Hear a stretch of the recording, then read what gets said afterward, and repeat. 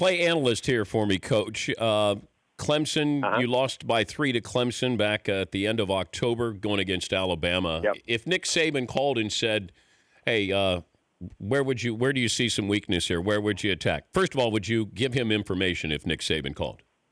Well, I would kind of hold it off. Nick and I are very close. I mean, extremely close. But, I still have a lot of respect for Dabo and our conference and what goes on. And Nick wouldn't do that. I mean, he'll watch the film and make his own adjustments like most 99% of the people in the world do.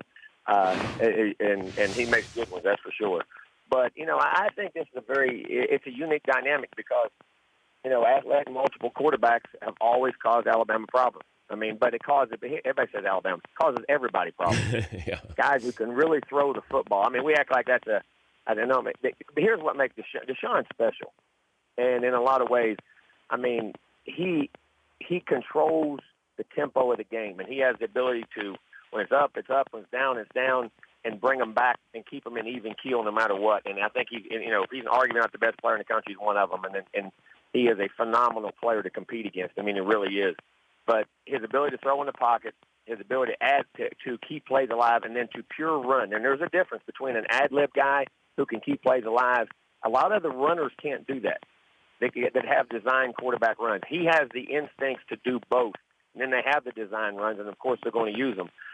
It makes it very unique, and it's going to have a huge challenge. And the other thing is Mike Williams, because then how do you get the extra guy in the box to handle the quarterback run? You got to play Mike Williams one-on-one, which makes it very caught. And then Deion Kane in their quick screen, and then Gallman can run the football. So Clemson's going to get theirs.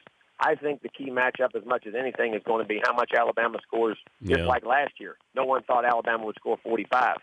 And make the plays on that side because Clemson's very good up front. They have experienced linebackers in the secondary, but we underestimate, and being with Nick, and I coached with Nick a long time, Nick's not a guy who, in my opinion, in his teams, they don't have to go score 50 and beat you by 40, 45 points. He does what he has to do to control the tempo. The tempo of the game is very important to him. And at 24-7 is just as impressive to him as 45-0.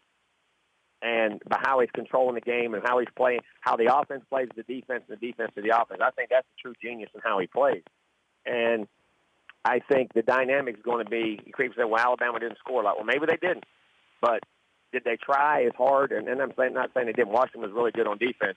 But there's certain dynamics of a game that Nick will control the tempo if he knows he's got things in hand. So that, to me, is going to be key. And I think, again, special teams, which it was last year, the onside. You got to remember, they got really 14 points off special teams. Yeah. They got an onside kick last year, and they returned the kickoff for a touchdown.